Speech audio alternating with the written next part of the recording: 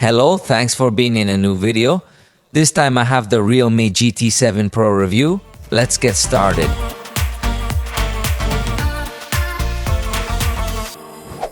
This device is the high end of Realme. Although it is a bit strange strategy since it has little time that the Realme GT6 and Realme GT6T were presented, however, there was never a Realme GT6 Pro. Then we could say that this would be a Realme GT6 Pro, but with the name of the next generation. So I insist the strategy of Realme is a little weird and are launching devices with breakneck speed. But let's know what can offer us this device that has arrived in Mexico at a price of 18,990. 9 pesos, that's about $940. Although remember that the prices here are not the same as there, and in this case, we are talking about the edition with 12 gigabytes of RAM and 256 gigabytes of storage, although there will also be a version of 12 gigabytes of RAM and 512 of storage. In this case, they have decided that its distribution will be through Mercado Libre, and in fact, that is why it is a little strange that it does not have an even more competitive price as Realme usually does when it distributes its devices through Mercado Libre.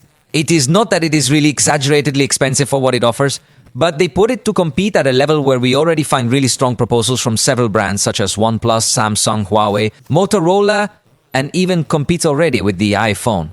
Although the iPhone, everyone will beat it in the most basic, but we are going to analyze it based on this price and the references we have among its competitors, so join me to know it in more depth. On the front, we are going to find a glass cover with 4 curves. In this case, do not have Gorilla Glass, nor communicate any special protection developed by Realme as we see in some other models. So in this sense, it generates us a little doubt regarding. This is due to the resistance that it could reach. The fact of having 4 curves gives a very good feeling when scrolling, as long as you remove the mica that comes attached from the factory. Because with the mica attached in reality, the experience when sliding your finger over the screen can become even more annoying. But overall, let's say that complies, because it has fairly small and thin bezels, and this is an attractive design. On the right side, we have the volume buttons, plus the on-off button in these metal frames that give it a good resistance also against some fall, although the screen comes to protrude a little more of this metal frame. So I think it would not help too much to protect it in some fall. At the top we find a microphone plus a secondary audio output, while on the left side we do not find any button or port, this side. Serves to give you a look at its thickness, which is 8 and 55 millimeters. It does not seem to be the thinnest device, but I think for a device that wants to enter the high end is fine. At the bottom we are going to find the tray with dual SIM, although this may vary in other regions, so with specifically where you are going to buy it. We also find microphone, USB-C port, and finally the main speaker. The back cover has a very nice soft touch. Realme does not communicate specifically what is the material they have used, but honestly it feels good to the touch. Also has some visual texture that also gives it another attraction in this edition, which is Mars Orange, and it gives the feeling of having those lines that you can get to visualize on the planets, and the other edition is Galaxy Gray. The camera module protrudes from the body in an important way. It has a small frame where you read the HyperImage brand, which is the photo engine that integrates this manufacturer. So it is an intermediate relief before finally reaching the camera module, which is in a square with rounded corners. We'll talk a little later about the cameras, but for now you should know that this device has a weight of 222.8 grams and has the IP69 level of resistance against water and dust. It seems that more and more manufacturers are beginning to incorporate this additional level of resistance. That is, if you have IP68, so it can be submerged, and now with IP69 it also passes tests of receiving high pressure water jets, even hot water, so it definitely gives you much more security when using it near water. Anyway, it is still recommended that if you get to immerse it in a pool or in the sea, do it for short periods of time, not too deep, and after this rinse it with pure water. But I think in general terms the design, if it reaches the water, you can use it in a pool or in the sea.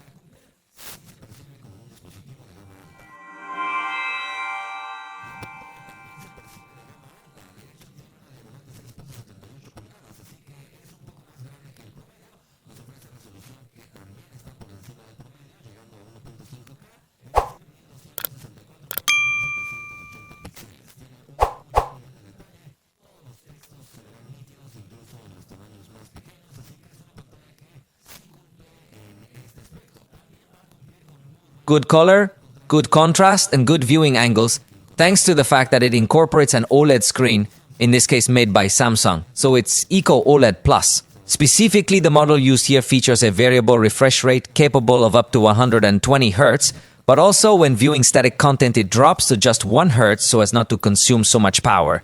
You can also manually set the screen to 60 Hz or 120. And I am even struck by the fact that this device, it has a feature to select a specific refresh rate in certain applications, so I guess if there are applications where you think it is not so necessary to have such a high rate, you can select it and thus save a little more energy. In terms of brightness, we are going to find something very positive because its peak is 6500 nits when you are watching HDR content in specific areas of the screen, so it reaches extraordinary levels. So below the light, the sunlight is also going to have an excellent visualization.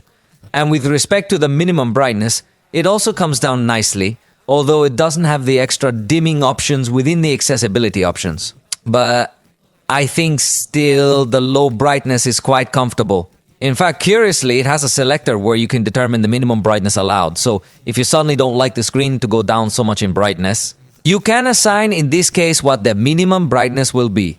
It also has 4 different color calibrations. In fact, this display covers the 120 of that IP3 color gamut, so it has a tremendous amount of colors that it can display. It also has a manual display color temperature selector. But it also has an adaptive tone option that through the camera will identify the white of the environment to more or less adapt it on the display as well. So you could say it has an automatic white balance. So it is a screen that I insist is too good for wherever you want to see it. Of course, compatible also with HDR content. In fact, also in conjunction with the camera, we'll be able to display photos with Pro XDR technology. So some specific areas of the photograph where there was more light in real life will also be seen with more light when viewed on this screen. As for the sound, if we will have stereo sound, remember that in the complementary speaker comes with 2 audio outputs. However, this secondary speaker that is at the top of the device does not have so much presence of bass frequencies, so I think we could ask a little more in this regard, being a high-end device. However, the sound in general will be of good quality, with good presence of bass frequencies in the lower speaker, although from my point of view, in my opinion, it has slightly higher mid-bass frequencies than I would like, but I insist that this is a matter of personal taste. What I will complain about more strongly is that it does not have a general system equalizer that allows us as users to modify these type of small personal tastes. The only time we will find an equalizer is when using headphones, however. I insist that this does not help too much to improve the sound of the headphones. Speakers. It also features off reality audio, also focused when you use headphones to have a slightly more immersive experience, similar to Dolby Atmos. It also has spatial sound, again only when you're using headphones, so most of the software added for sound is exclusive to when you're using headphones. I think that should definitely improve.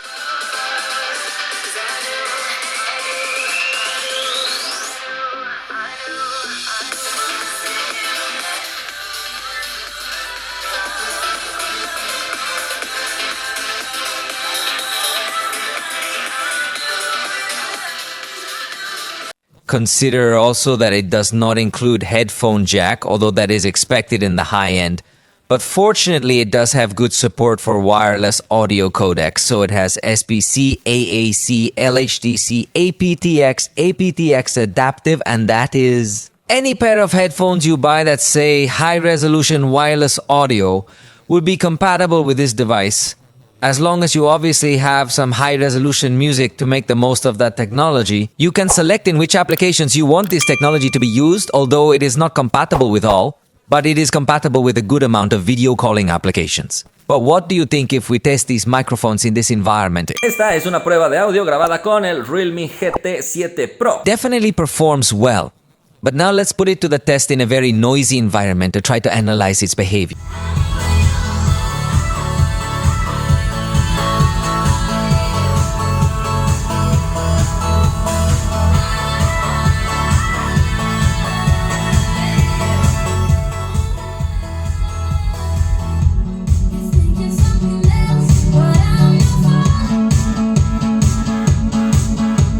As you realize, in scenarios of high volume can get to generate a little distortion. It is not something severe. But if we will notice that perhaps microphones do not have the best possible gain setting, however, I think it is not so bad. And finally, regarding the vibration motor, we will find one on the x-axis, which is positive because the vibration will be premium. They feel like little bumps in the hand, and Realme is a manufacturer that optimizes the operating system very well. The vibrations can be perceived in several areas of the system. When you scroll through the list of recent applications, when you move the brightness and sound sliders, and in many other areas. So in vibration, if it is something premium. The front camera on this device is 16 megapixels with f2.45 aperture and fixed focus. The fixed focus will be my main complaint, because in this price range, we can't see a front camera this bad. In this case, you can quickly access the camera by drawing one or on the locked screen, although this must be activated in the settings as it is disabled by default. Or you can also press twice quickly on any of the volume keys. Regarding the capture, note that yes, it is considered agile even in this scenario where we are backlit, although we will not find a burst for the front camera. But I do not see it as necessary having a capture with good response. We are going to find a button where we can load some different color filters that we can preview in real time. And it also has the beauty mode that has different parameters. To start with, there is an automatic mode, but you can also modify the texture of the skin, the cheeks, the size of the face, the size of the eyes, the width of the face, the length of the face, even the hairline, the cheekbones or the nose. So there are a lot of parameters that you can configure. In the settings, you can also enable the capture mode by showing the palm or touching any area of the screen to facilitate the capture in these moments where it can become difficult to reach the shutter. In fact, it also includes settings to capture the photo underwater. For example, you could tell it to only detect the buttons to take the picture and be much more accurate. When you immerse the device in excellent light conditions, the front camera, let's say, gives acceptable results, although not perfect. In fact, even in these conditions where we are not talking about a backlight scenario, we notice some slightly overexposed areas, something that definitely needs some optimization. Remember that this camera offers us 2 levels of amplitude. We are not talking about an exaggeratedly wide camera, so you have to stretch quite a bit of the... If you want to have a wider frame and have fixed focus, you need to be at an optimal distance to get the best possible level of detail, because if you are too close to the camera, it will be out of focus and you will not be able to get good detail. In backlit scenarios, note that the preview is not optimized, although the process result is improved, but it is still not something so remarkable, so this could become one of the weak points of this device. Backlit selfies. Take for example this other scene where it's not even that aggressive backlighting and my t-shirt is completely burnt. Also some areas of the face are overexposed and burnt. Possibly they will correct it through an update, Yusand. For indoor scenes, obviously the level of detail is reduced, since the device has a camera with a somewhat closed aperture, so it does not have as much light entry. Plus, the people who are in the room are not as bright as they would like to be. A little farther away will appear more out of focus than people who are close. At night, if you are close to some light source, you can have a good result. It seems to me that in this case, it detects that it needs a long exposure to get a little more detail and performs the photograph with better quality than in indoor scenarios. In fact, even in backlit conditions at night, the result is positive. We are going to find a clean picture where it is still a good effort to maintain textures. In this case, I think the result has been positive, although if you get a little closer, you will notice some slightly artificial details. But from far away, I think you do not get to perceive something like that. And even in the most illuminated areas, we see few burned areas. So the result, I think, is still positive. For night portraits, note that we are also going to find a good job in terms of noise control, something that is usually difficult for some people. Devices within this mode, however, notice how the device struggles to detect objects in the foreground, so generally we will find this kind of results very strange. It is not recommended that you appear with any objects in portrait photographs with this front camera, although note that there are some objects that it can detect. So we confirm that all this detection is through artificial intelligence. In case it detects that you are indeed holding some object, it might try to make a better effort to keep it in focus. As for the level of detail, you obviously see something positive. On the back, we find a photographic system composed of 3 cameras. The first one is 16 millimeters. That is the ultra-wide camera with 8 megapixels only, f2.2 aperture and fixed focus. The sensor is a Sony IMX355, a fairly simple series. Then it is a camera that seems to me that they only put it to comply. But in reality, they did not put a camera of such quality. Then we find the 24mm camera, considered as the main camera has 50 megapixel sensor, is a Sony IMX906, definitely here if we see a good quality sensor. The lens has an aperture of f1.8, also has optical stabilization and autofocus. And finally, the telephoto camera with 73mm, that is zoom 3x optical zoom approximately, also has a 50 megapixel sensor. It is a Sony IMX882, also of good quality, although not as good quality as the main one. In this case, the lens offers us f-aperture 2.65, as in automatic and optical stabilization. And before we go to see the results, note that it also offers us an agile capture. In fact, it also has an action mode that will still make the captures faster. Ideal for scenes with a lot of movement. However, note that the ultra-wide camera is disabled when you enable this quick capture mode, confirming that the ultra-wide camera is very simple. We're also going to find a button for exposure compensation, which can be useful when you're shooting in dark environments so that you don't turn up the lighting so much. And we also find the color filters button that we can preview in real time and the beauty mode button, but in this case, and as I was saying, it has a special mode for underwater photography which will make the buttons the main controls. However, obviously here it gives us the warning for underwater use. And by the way, in our test trying to capture number 3, we noticed that it does anticipate a little bit the moment of capture, so it seems to have a buffer before you press the button. On the other hand, the burst takes almost half a second to start and offers a maximum of 200 photos with little space between one photo and another, so I think it would allow us to extract the exact moment. Note that it can immediately recognize QR codes from the main camera interface, and when scanning documents, you need to enter directly into the mode that bears this name. However, note that it does not allow us to use the ultra-wide camera, so you must have a good distance from the sheet, nor does it immediately show you the recognized edges automatically.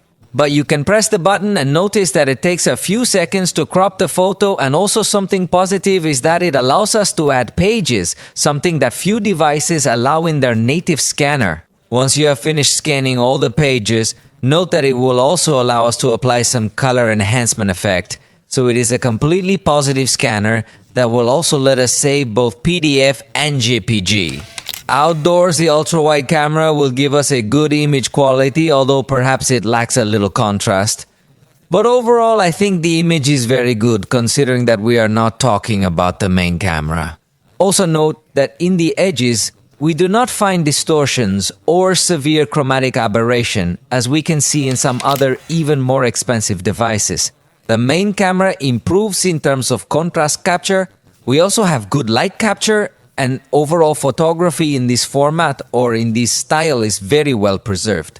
We also notice that the main camera doesn't have as much distortion on the edges, although the left edge is where I noticed a bit more of it. But I think overall the quality is good.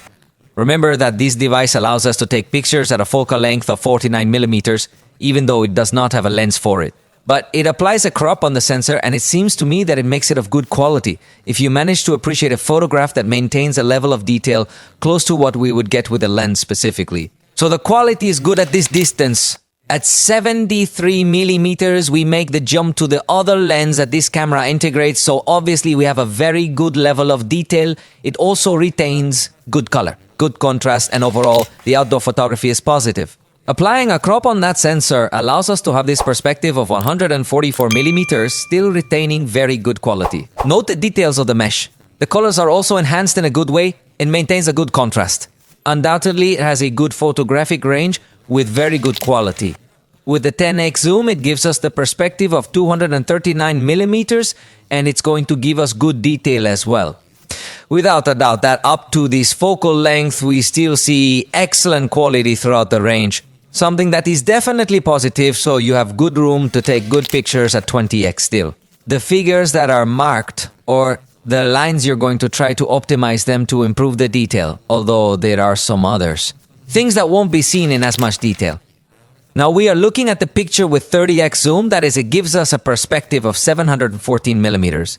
The range is very good, and I insist if they are geometric figures or well-marked lines, it will optimize them to increase the detail. Note that in this photograph with 60x zoom, the image begins to look a little altered, but again, thanks to the artificial intelligence, it optimizes the shapes well. And finally, the maximum zoom is 120x, which seems to me to be very exaggerated.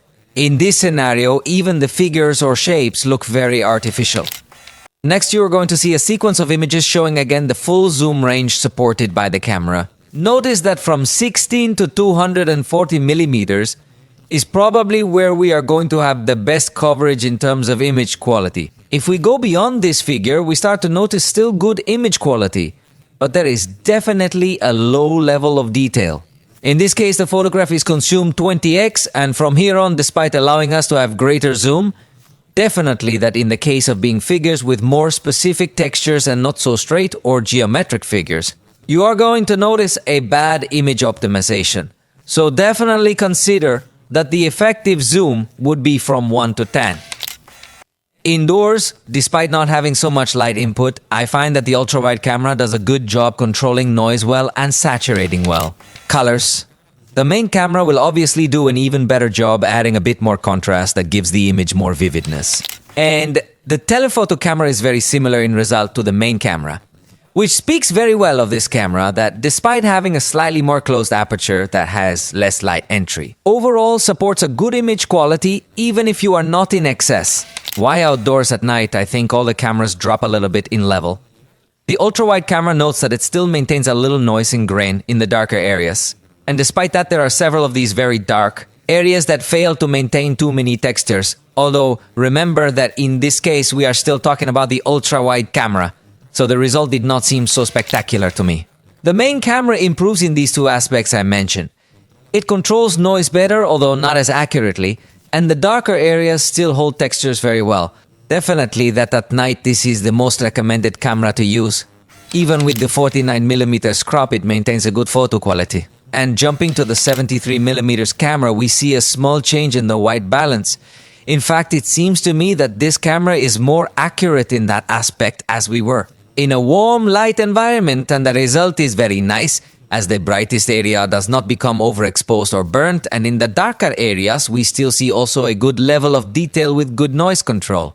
Just note the small reflection that is naturally generated on the lens. With a 144mm crop, it drops considerably in level, giving full priority to expose well the most illuminated areas, but the rest is very underexposed, so it can be very dark and in twilight conditions. This would be the capture of the preview. Note that practically does not show us any content and the result is better than the preview. But believe me, I have seen other devices that give a better illuminated photography, so it is not that this device is bad, just that it is not something outstanding in night photography. For backlit scenes, note that the preview looks slightly well optimized, though still with some areas are a little burned. The result with the ultra-wide camera I think is positive, although not spectacular, as it does balance highlights and shadows well. But it still looks slightly overexposed, the highlights area, and obviously that in these backlit scenarios will be where we will also find some noise and graininess. In the darker areas, the main camera improves in this aspect, even a little more contrast is seen, as I have been commenting for a moment the result. I think it's positive, although there are still some areas that could be slightly overexposed or revealing a bit of chromatic aberration, but it's not that bad. With the 49mm crop, the result will be very similar. At 73mm, we see a good quality, which is positive because there are some other manufacturers that in the camera phone photo do not have a good dynamic range. However, this device does give us a good quality. Even with the 144mm crop, we still see good quality in terms of light and shadow balance and still good detail. In scenarios with motion, observe that all cameras have a good quality. Even in this case, we see very well exposed the most illuminated areas in most cases. There are some settings where we start to see some slightly overexposed areas, but considering it is an image with motion, the experience is positive. The 73mm camera is the one that possibly gets to overexpose some areas too much, but consider that it was a moving scene with a very fast capture, so the result is positive for macro photography. This is as close as you can get with the main camera to small objects, and I find the result very pleasing. In fact, if you zoom in 2x to get the 49mm perspective, you could have a very nice result, with very good quality and good detail. The 73mm camera can't be that close to focus, so that could be a weak point, although considering the good result it gives us with the 49mm perspective. The truth is that I wouldn't get so demanding, but as a reference, this is the closest you can get with the 73mm camera. So as you can see, it's not a camera that has macro capabilities. The device also integrates a high resolution mode in case you want pictures with a higher level of detail for a more detailed use. The Sega is a little more advanced if you want to crop and frame it differently, although I do not think it is a level of detail as high as that seen in other devices that also have high resolution captures. Interestingly also, the 73mm camera offers us this option, but it is exactly the same, although if it is an image with more resolution. I think that still the level of detail could be slightly more optimized. If the ultra-wide camera width seems insufficient to you, you can use the panoramic mode. In fact, you could activate the ultra-wide camera also in this panoramic mode, which is very positive, however. Note that it has a very low dynamic range. Generally, it will take as reference the first area of the photograph that if it was shadows, you will notice that the most illuminated areas will be completely burned, giving a result of low quality and even has a very low level of detail. This is another panoramic photograph I took, now with the main camera and without being in the shadow zone at the beginning. So in this case, we would have a better exposure of the photograph. But definitely that should improve the panoramic photography. Finally, let's see the portrait photographs. Note that with the perspective of 24mm in, the blur is more subtle. However, if you reach to see a good detection of the edges of the objects, although not with 100% of accuracy, as there are some other areas that should be in focus, and in this case, it has not detected it very well.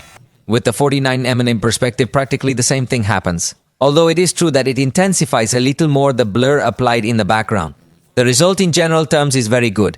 If you get picky, you will notice that there are some areas that should not be out of focus, and here they are.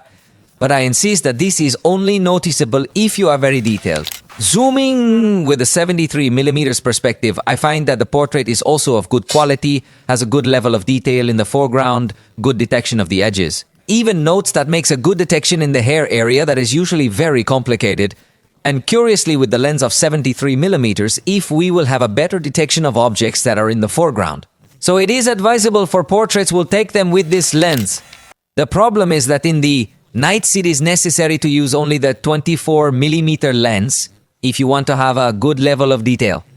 Note that in this case the face looks with better detail in the beard and hair than the rest of the photographs that I will show you. However, it fails in terms of object detection, and I think that in this aspect, if it is something that we should demand that it improves, since it is a device that in theory integrates attractive cameras. But in practice, the portraits fall a little short. Notice with the 49mm lens that it is going to lower the level of detail tremendously in order to reduce noise. Probably in this case, it is a photograph that I definitely didn't like, and it still doesn't have good detection.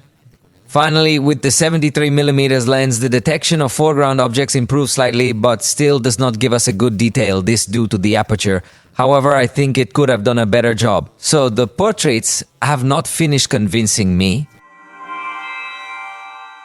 For video recording, we are going to find 8K as maximum resolution. Although this obviously only with the main camera and also at 24 frames per second, so it is not the most spectacular. Although in the price range, if it becomes something outstanding, note that even if you want to record in full HD at 60 frames per second, the ultra-wide camera definitely doesn't have those capabilities, confirming that the ultra-wide camera is overly basic.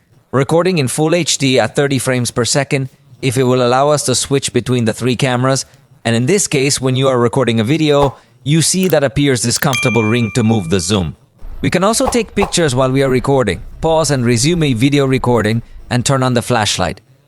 So it almost has it all, but does not allow us to rotate the front camera without first having the video recording. It also notes that it has some color filters that we can use, but the resolution is set to full HD, and it also has a beauty mode or facial retouching, but it also doesn't support 8K resolution. Finally, note that it also has the movie mode, which is the manual recording mode that integrates different parameters such as ISO, shutter speed, compensation, focus, and more. In fact, these parameters, you can move them while you are recording the video, so it's something that we can use.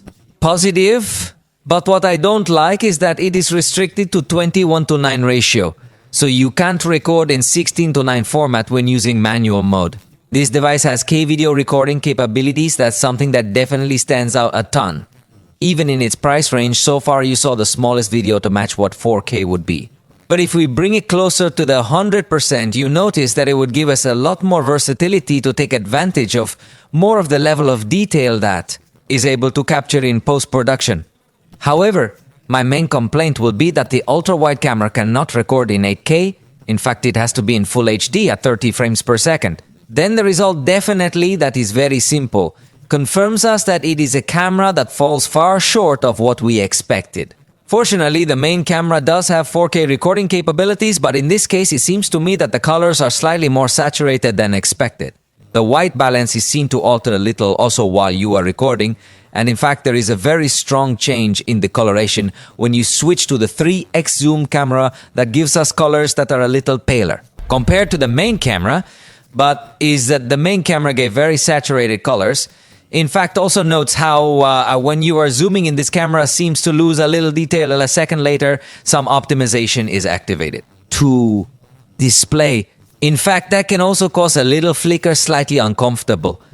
But I think the most uncomfortable is the abrupt change in image quality between the main camera and the telephoto camera. Definitely that realme still needs to improve some things about the video recording of this device. By the way, watch how a video recorded in 4K at 60 frames per second would also look like. Definitely that it is much appreciated that this device has. Curiously, when recording at 60 frames per second, it does not optimize the same level of detail that we saw at 30 frames per second.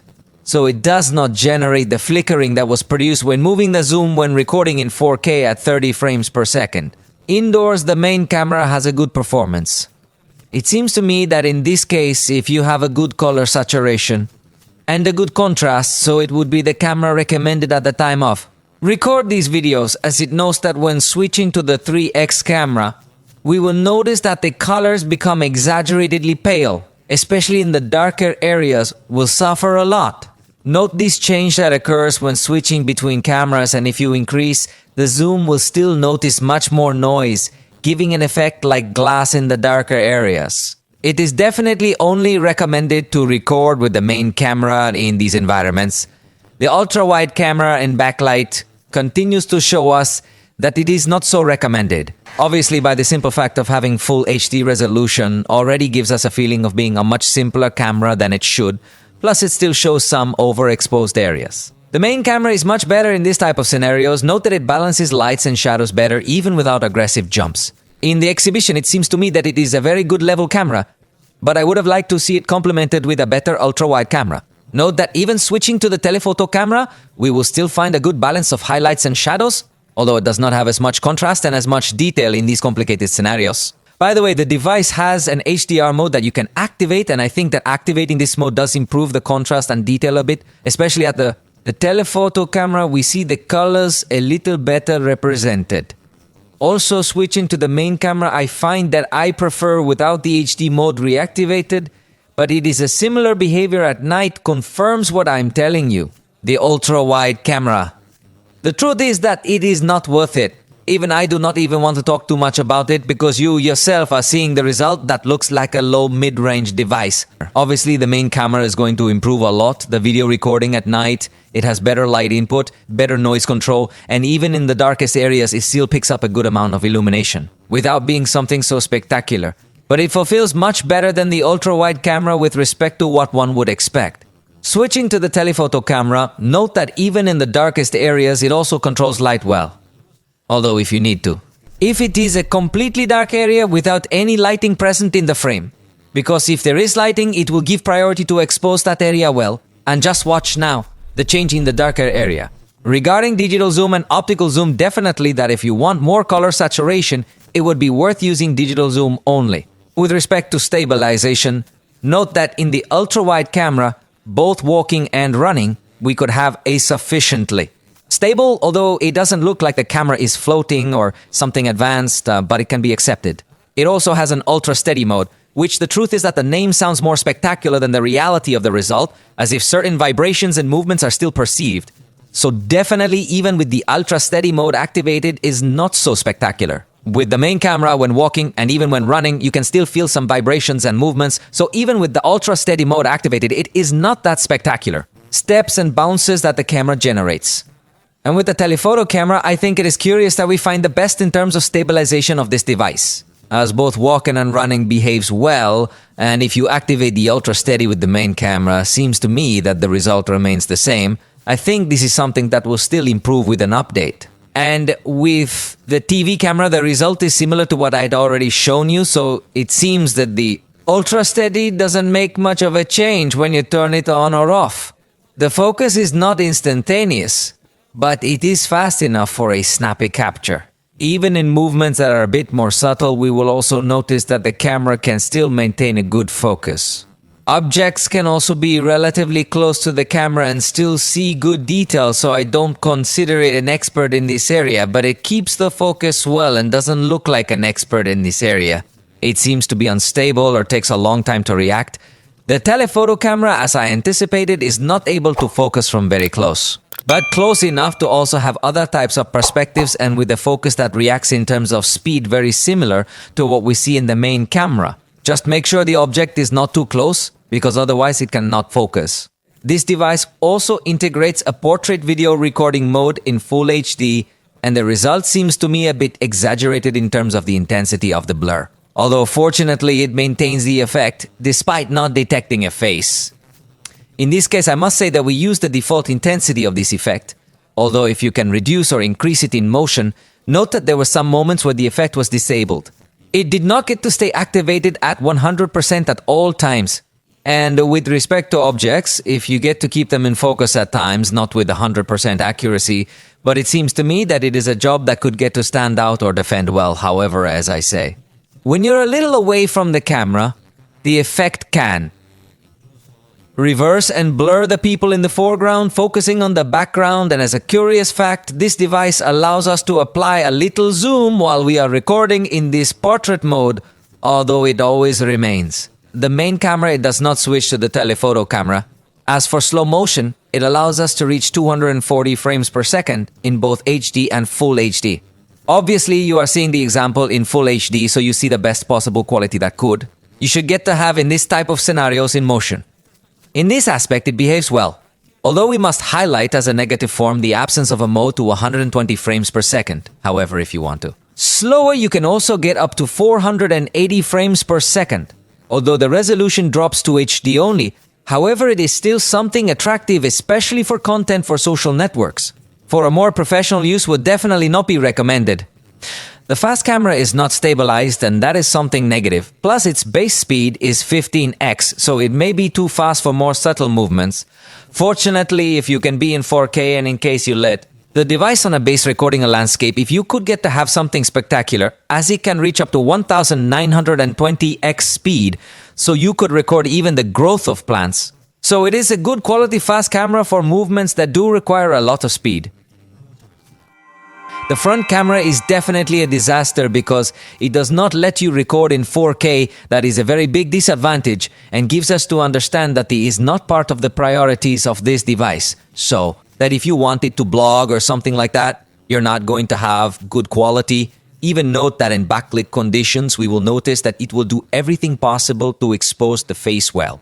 But comes to sacrifice and overexpose several of the most illuminated areas of the background, although it makes an effort to balance. But you definitely notice that, as I tell you, is not a priority of this device. Indoors, note that we are also going to notice a movement even a little slower with the purpose. To collect a little more light, there is also less contrast and greater presence of noise. And at night, we will still notice more this, I'm telling you. With a vibration effect or a strange movement when we are recording scenes of more action or walking, confirming us that this device in its front camera records as if it were mid-range, at least retains good stabilization. But it would be the only positive of this camera, since it even has fixed focus, so you could not zoom in on an object to show it to your audience.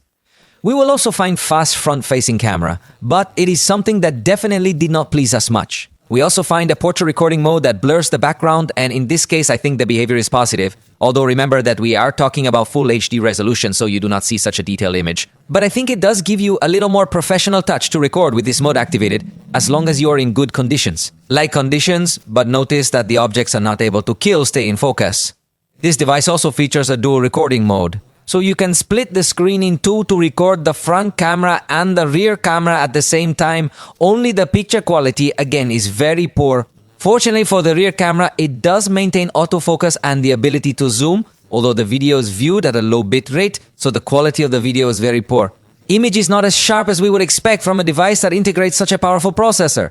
You can also activate a picture-in-picture mode in round format. In case you want to white out and then these cameras, also this floating circle, you can move it.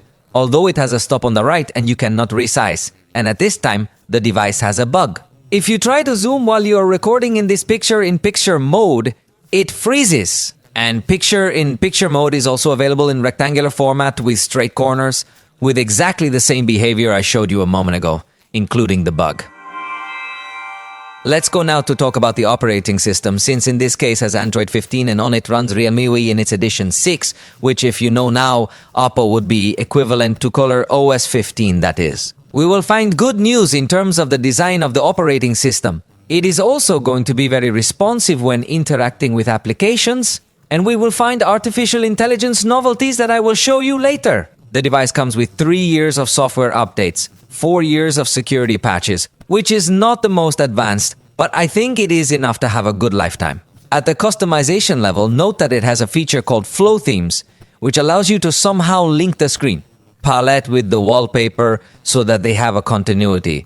So, for example, let's add a photo. I'll select a portrait photo and notice that I can adjust it perfectly well. I can also select the depth effect so that you can see how my face is put on top of the clock, although there are also some styles that you can apply, however you disable the depth effect. For example, by completely blurring the background or also by applying some other effects such as being behind a glass or similar effect to give a different touch to your customization. Personally, I prefer the depth effect, and later on the home screen you can match exactly the same settings, this as a base, but then you can apply a blur effect, for example, with which you would gain a good customization. In addition, you can extract the colors from your background photo to apply them in the palette of the system if you wish. Then watch how that way you get a nice transition between the lock screen and the home screen. You can have several themes created and then switch between them, or you can select one of the predefined themes that come with a good variety, some of them already configured with text, figures or colors. It also has the always on display function.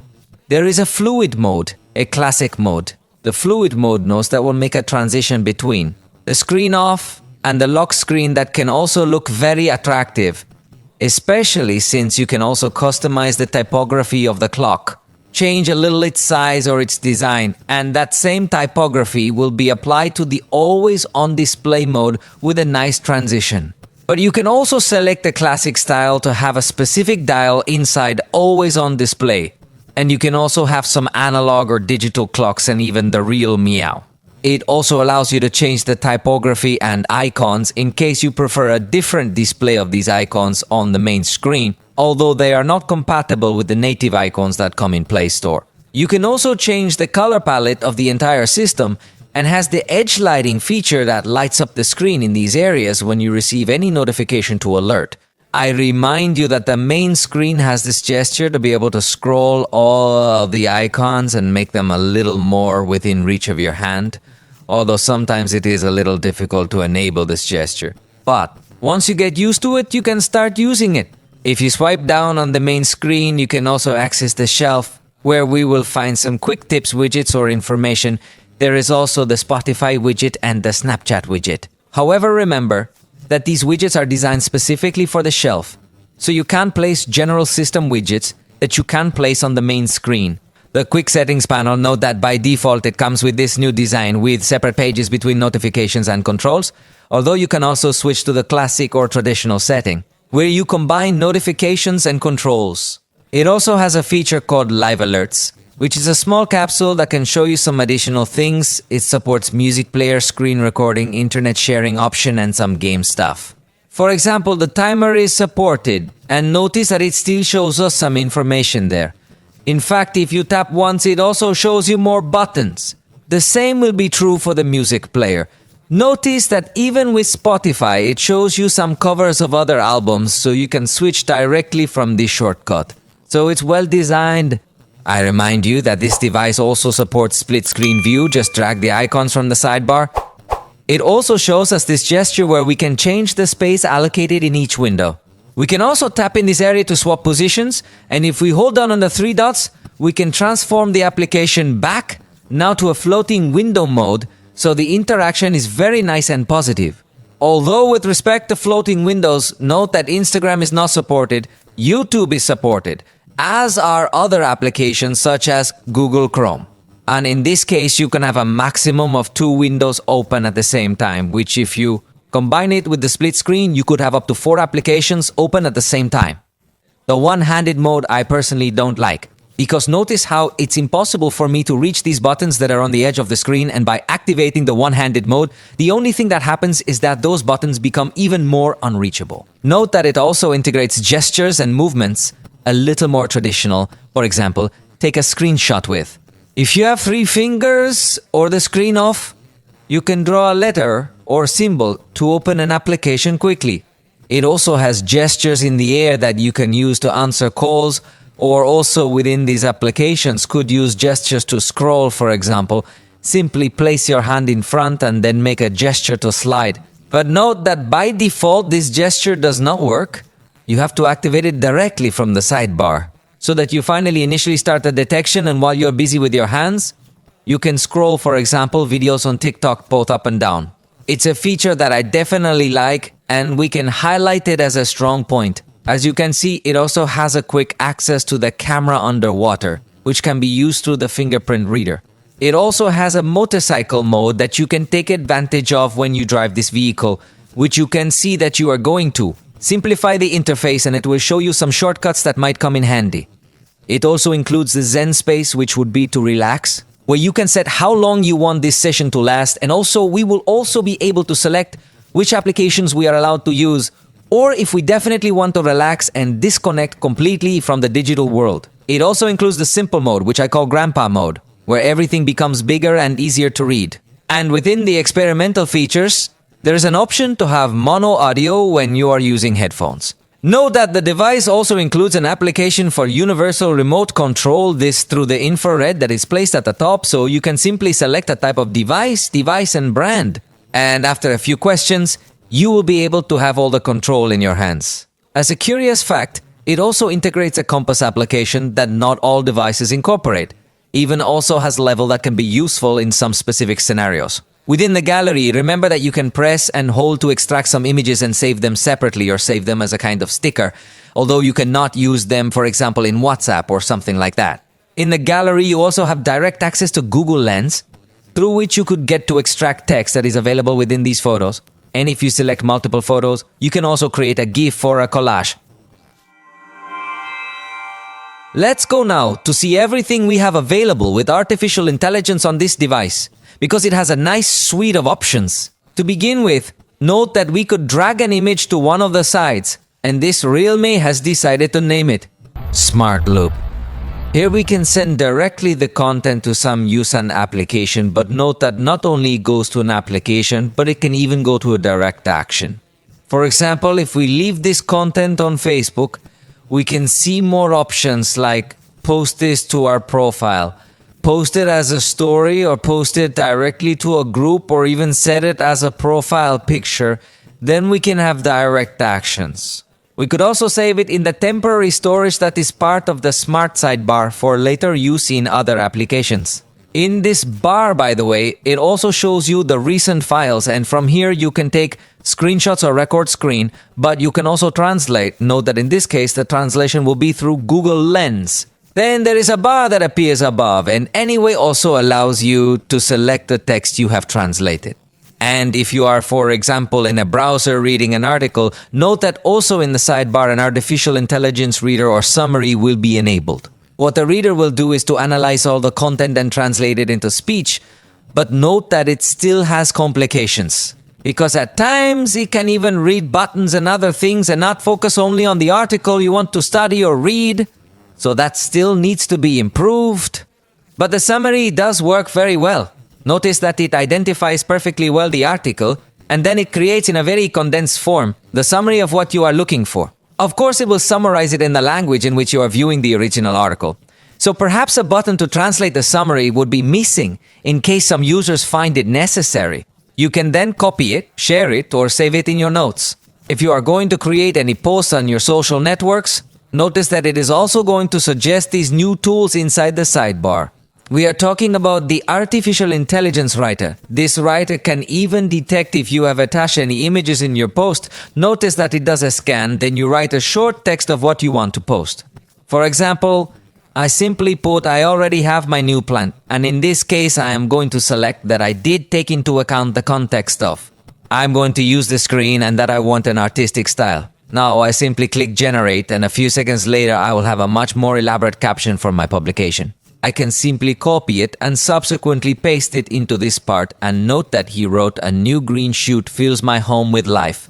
Its presence reminds me of the beauty of nature and the magic of transformation. Welcome to my little inner garden. If I knew it was an artificial plant, then this editor or writer can be useful for content creators or community managers, or even if you have a business and want to publish some of your offerings. You can have a more elaborate write-up with this tool. Within this sidebar, you also have a shortcut to the sketch to image tool, which notes that it will use the notepad. So let's try to do a quick drawing. I tried to do my drawing the best I could, but I'm a very bad drawer. Let's see what it generates with the artificial intelligence. Although it would be easier if it stylus support or something like that. But in this case, the drawing should be done completely with your finger or with a simple capacitive stylus. But let's wait to see more or less how long it takes to generate a much more realistic image. And that's it. The truth is that he has recognized well what I tried to draw and has transformed it into something much more beautiful. I would have liked to see several proposals for you to choose your favorite, but in this case it is only one, and by default it adds a watermark inside the image. But you can put it as a special frame or also as a comparative view. Also note that you can compare by holding down here, so it's useful to get creative as well. Also note that at the time of making a sketch, at the bottom appear the categories of what you wanted to transform, if to a cartoon, de-cartoon, sketch or realistic, and finally watercolor and futuristic. Then here you have other demonstrations of what we have achieved with this tool, transforming this simple drawing into something much more elaborate and complex. Look at this other result, which is like a pencil sketch, and this result, which also looks supposedly more realistic. Although obviously it will depend on your drawing skills and the imagination of the artificial intelligence. In the gallery editor, obviously we will also find a very good suite of artificial intelligence options. It is in this section. To begin with, we will find the artificial intelligence eraser that shows us 3 ways can automatically detect people who have crossed our photograph, or manually, you can simply round where it is. You can either click on that person and it's going to detect it immediately, or more specifically, you can click the option in the middle. But note that the artificial intelligence removal happens in a good way with generative artificial intelligence, so it doesn't feel weird to fill in this web. When you save this image, notice that it does not add any watermark, so you can use it immediately within this artificial intelligence editor. There's also an option called Ultra Clarity with AI, which again will be through artificial intelligence and will raise the level of detail useful for old photographs or photographs that haven't come out very well. And note that if it is able to increase the level of detail in a good way, so I like that. Notice that it also includes a sketch to image function directly from a photograph. Let's give it a try. And now we're going to hit generate and we're going to wait for the final result. It took about 15s or so, and in this case I think it wasn't as accurate as I would have liked. But it will all depend on your type of drawing that you've done. And finally, there is also a sharpen option that can help when the picture has come out slightly out of focus. Obviously it won't do complete wonders. In fact, notice how in this case it has tried to sharpen the areas that had appeared more out of focus. So as I say, the result may vary depending on the photo you're using, but it can help in some scenarios. And it also has the AI Studio application, where you have two options, individually or as a group. You can choose one of these templates to generate a photo of you in a similar style to the one you're looking at. So take a look. These are some of the results we have achieved. Some of them certainly look attractive and creative for profile pictures or something similar, or just for fun. And as I say, you could also get to generate couple photos in this style with artificial intelligence. Finally, it also has artificial intelligence from Google. So if you hold down on the navigation bar, see that you activate Circle to search. You simply check something you want to search for, and you can easily find a store or something similar. In fact, you could also get to search for people if they are famous people. If they are not famous people, note that it says the results are limited, and remember that it will also integrate Google Gemini, swiping from the bottom corner towards the center, but it is confused with the gesture of reducing the icons on the main screen. So if you are in any other application, yes, you can activate this assistant, which can also take as a reference whatever you're having on your screen. So, for example, you could simply tell it to take into account the screen and see how the assistant can understand everything that is there. And in this case, it gives us some suggestions for changes. Although this feature is available on other Android devices as well and is not exclusive to realme. In security, it is a highly advanced device as it integrates a fingerprint reader inside the screen, but it is an ultrasonic reader. Few manufacturers use ultrasonic readers, and this one has the advantage that even if your fingerprint is wet, it can distinguish it perfectly well, and it is also very fast. Just put it on and take it off and see that recognition is practically instantaneous, unlike optical readers that take a little longer. It supports up to a maximum of 5 records and will also support facial recognition, although only in 2 dimensions, so it is not so advanced if you do not want to. If you don't want to have to be unlocking your device at every moment, remember that it also has extended unlocking, where you can select some trusted devices or places so that it is not constantly blocking. It has a payment protection mode that will automatically identify payment-related apps for a more secure environment. And interestingly, it also includes anti-theft features that I had seen so far on very few devices. For example, it can alert you when someone disconnects your cell phone from the charger and can also add your facial data to recognize if it is you or not you. Also, if someone unplugs your headphones, it can alert you as long as you have registered your face. And finally, it also alerts you if someone removes the SIM card. In addition, you can select a shutdown verification so that not anyone can turn off your cell phone. So in this sense, I think it does include very good options. Of course, if you come to lose your device, in this case, you rely on the Google network to try to find it. And in fact, there are several improvements that integrates Android 15 with the latest Google services. For example, you have the secure browsing where it will alert you if someone is trying to trick you to steal your information by impersonating an official page. And the password manager is also Google's to automatically fill out these forms. Although the first, once you use it, as you can see, it doesn't ask for your fingerprint or anything. And as for more traditional things, they include app locking, so you can choose which apps to double check before accessing them. You can also hide applications from your home screen that will only be available when you enter the phone and dial some specific code. In this case, for example, let's put the code, and there are hidden applications could hide precisely the safe.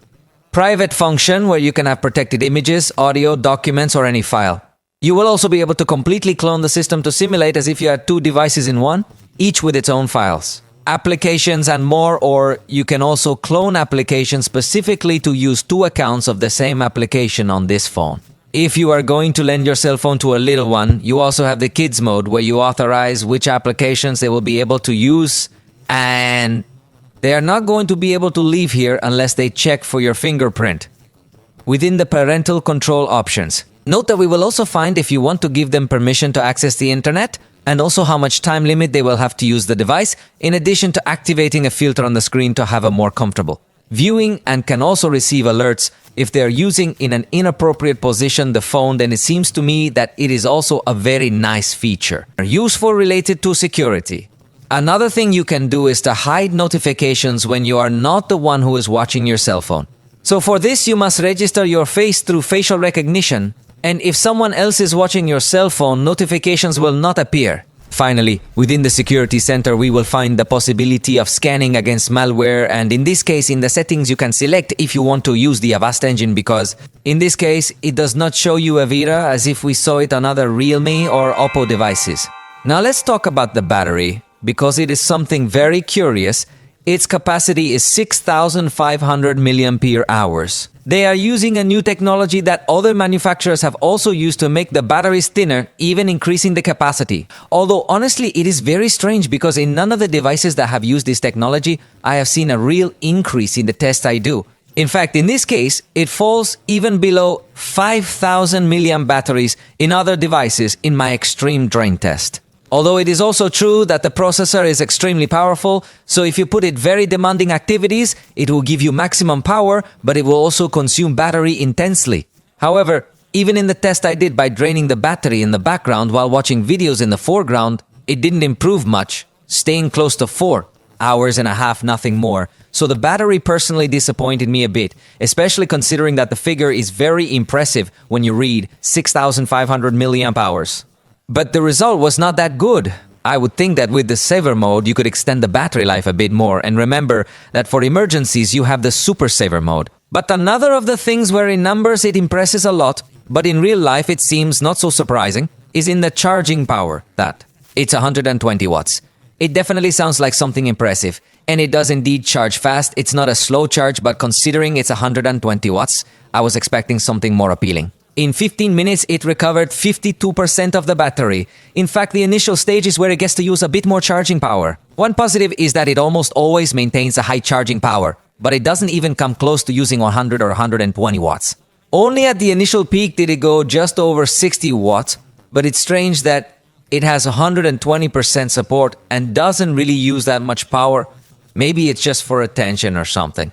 At 30 minutes, it got up to 86%. So you're practically going to be able to have 20 or 30 minute charging sessions every day, and that's it, and the full charge finished it in 39 minutes. So yes, it's pretty amazing from 0 to 100, but I honestly don't know why they don't just use a 65 watt charger. 80 watts? So at least in theory they should be able to charge that fast, but it's strange. Fortunately, it loads fast, so there aren't too many complaints about the loading speed. But there are complaints about the numbers. Where if there are complaints is regarding wireless charging because it does not have, and at this price I think it is something that we should demand. Fortunately, if it has smart charging so that in case you leave it charging all night, it charges more slowly, it charges slowly. The battery does not deteriorate so easily, and it also has a charging lock in case you need to keep it plugged in at all times. In connectivity, it has most of the things we would expect from a high-end device. But there are also important absences. For example, if you have 5G, also includes through software option to select which applications can consume your mobile data and which applications not. It has Wi-Fi 7.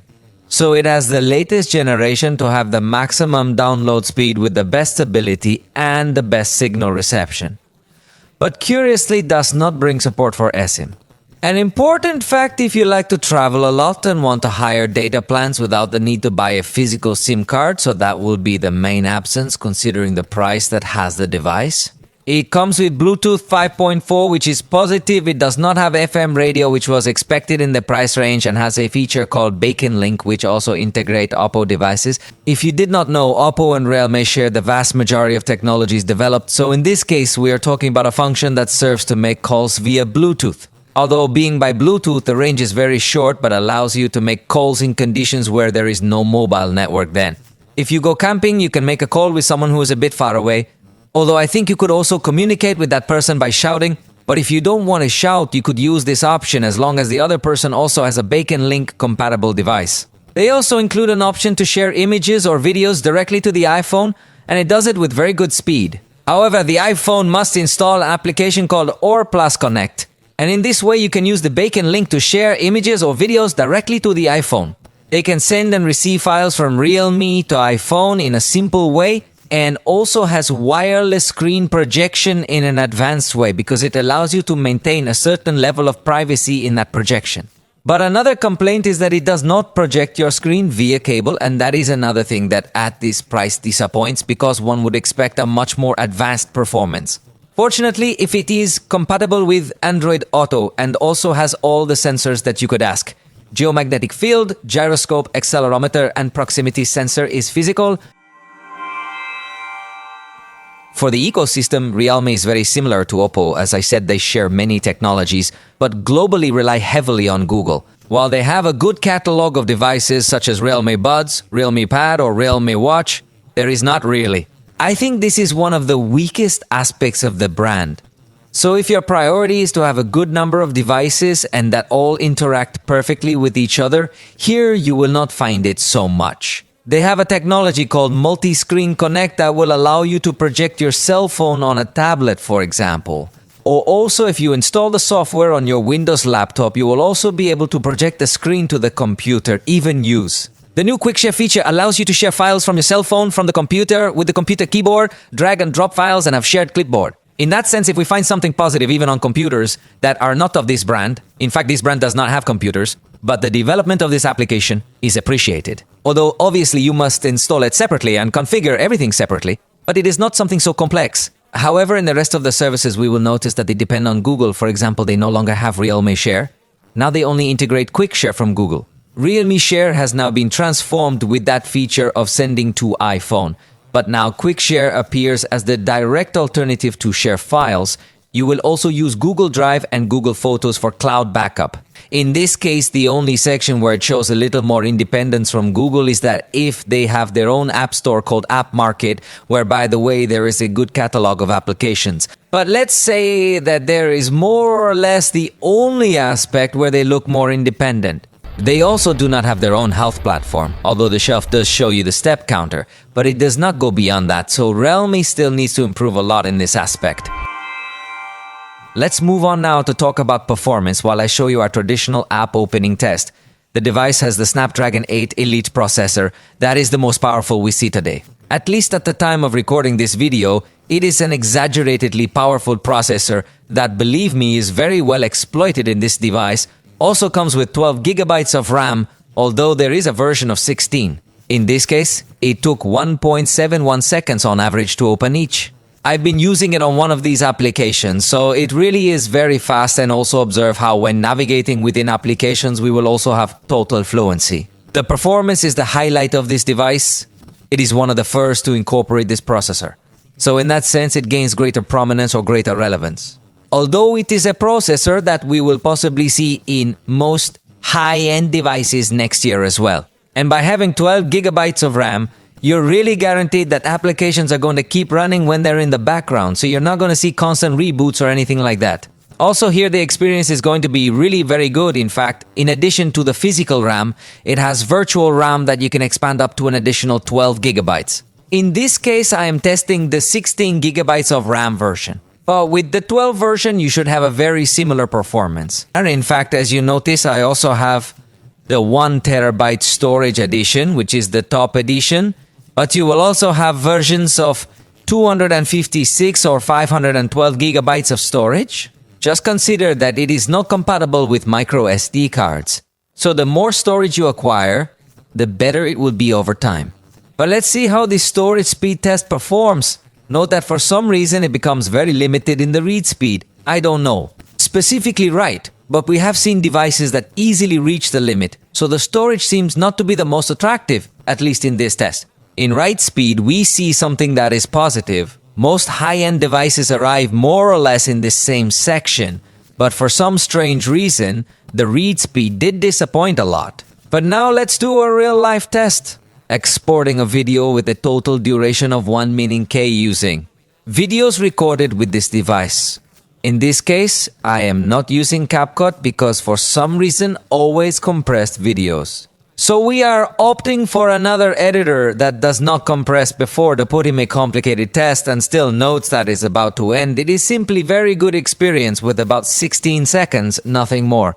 By the way, within the battery settings also accounts with a GT mode that will put everything to the maximum to have the maximum power, so definitely that.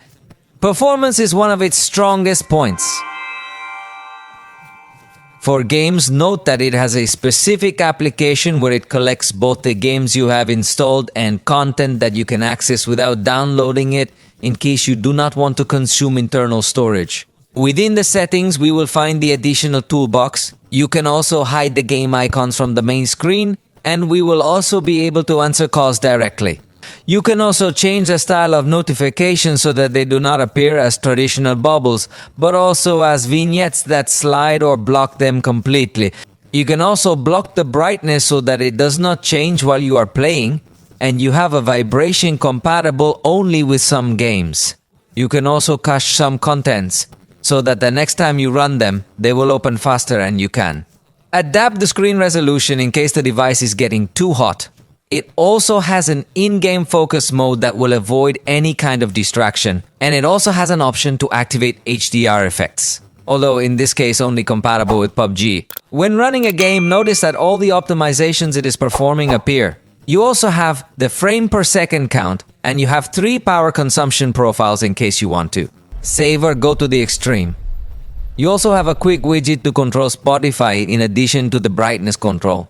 And finally, the options I mentioned a moment ago as activate focus mode, modify the style of notifications, block calls, and has a new option called Eye Care with artificial intelligence. Although it requires the permission of the camera, which is quite curious as it will surely be aware of the light you may have around you and how close you are viewing the content.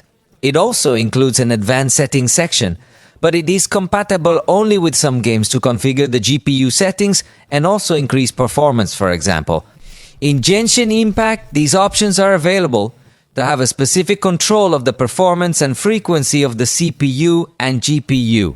In addition to raising the performance to increase the frames per second virtually and look more attractive, or also increase the resolution of the game and make it look more detailed, so you have several options around here that really translate to image quality. So notice how we can enable this option, although not all options are supported at the same time, however.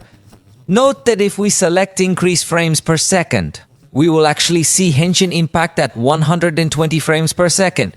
Even though natively it does not support it, however, this scaling by artificial intelligence, it makes if you can enjoy this content in the same quality. So this tool I think can be very attractive for anyone who wants to push their device to the limit. As I say, you would also have the option of super resolution to enhance the details of the graphics, so for gamers it can be very attractive. You also have the traditional screenshot or screen recording tools, as well as optimizing network connectivity or touch response. You can block the rotation and activate the quick launch for certain games, and activate some image filters also available for some contents in order to slightly change the colors.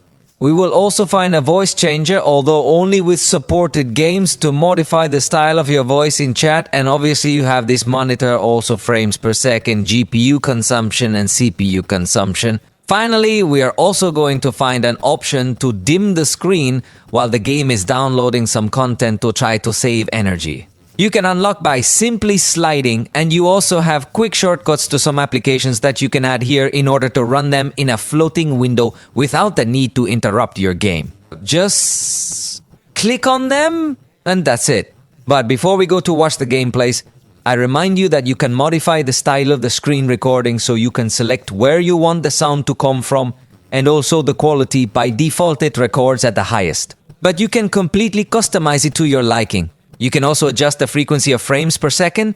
Fortunately, it can go up to 120 in compatible games, and you can prevent the notifications from appearing. In fact, you could also show your front camera for you to record gameplay showing your face. So it has very good options, and it also integrates specific RAM memory for games that you can activate in order to make all the games run faster. As you ask me, first we played Call of Duty Warzone, we played all of them with GT mode on, and set the highest possible resolution, visual quality, unlimited peak frames per second, high resolution and high shadow quality also. This first test with the anti-aliasing disabled, and the truth looks spectacular. Although for some reason the screen recording shows some flickering that was not seen while we were playing. Then you have to consider that maybe it is something that they will optimize just, but if you wanted to record gameplays of this game, you still have this drawback. However, the experience when playing is completely spectacular. The device doesn't even get warm and it keeps you. A perfect experience, lots of stability, 60 frames per second on average. The lowest peak was just from 59. So with that you confirm that the experience really is supreme when playing. Unfortunately, it is still not at the same level when recording your screen, but even it has very nice effects on this content. Then we played with anti-aliasing enabled, although it reduces in some other things, but the experience was again very good, only at the beginning had some. Small low peaks, but nothing unusual, and the most remarkable thing again is that it keeps a very well controlled temperature with 38.4 degrees Celsius, which in the previous test was even cooler. So you can certainly play very well the contents of different developers. We then ran Modern Warship, one of the more complicated games, selecting the ultra quality at 120 frames per second and of course activating all possible effects, and in this case unfortunately not. It went up to the 120 frames per second that we had configured, but it remained completely stable at 60 frames per second, some low peak nothing more than 52 frames per second. But when you see the temperature, you realize that it is a device that really executed this very easily. So maybe developers should still be adapting their content to this new processor, which is completely powerful for this type of content, even recording the screen. You see that it performed perfectly well. So it really has a lot of power. Then we also played Henshin Impact. By default, it's on high quality. But we went up to the highest in absolutely everything we could. Of course, at 60 frames per second with the artificial intelligence option turned off. And the experience is simply phenomenal. 60 frames per second on average. It has virtually no low peaks because it barely went down to 57 frames per second. The temperature control is also supreme. Considering that we are in front of a game that usually gets to heat up the devices quite a bit. But in this case, it stayed very cool. It should be remembered that this device integrates a vapor chamber that realme calls as dual iceberg of 11,480 millimeters square. It has plenty of room to cool perfectly well to the processor, and it seems to do so in a good way, as I insist that it is a highly complex game, but it ran very smoothly and easily to play. Definitely one of the best we're going to find. Then we also played War Thunder. In this case, activating ray tracing and configuring everything to the maximum. Also configuring a higher term of anti-aliasing, and while we were monitoring did not get to have such a high heating. In fact, it remained relatively cool while we were playing. The graphics look very nice and the game runs very well. In fact, another. Once, as you can see in the graph, it maintains a very high level of stability. It barely had a low peak of 59 frames per second, so the experience is very positive. Although we must consider that when recording the screen, the temperature did rise a little more, up to 42.3 degrees Celsius. However, considering that we are running a content with ray tracing and very advanced graphics recording the screen, we could say that it remained quite cool compared to other devices. We then played Car X Street and set the graphics to the highest possible, again with no frame per second limit. The performance again was perfect, 60 frames per second on average. The lowest peak at 2009 was just 59%, and the reality of things is that the graphics look great, everything runs very smoothly. And in this case, again, it seems to me that it manages to control the temperature well enough. Considering the level of graphics we are running, it got up to 42.1 degrees Celsius, so it really is a highly recommended machine for anyone looking to play games.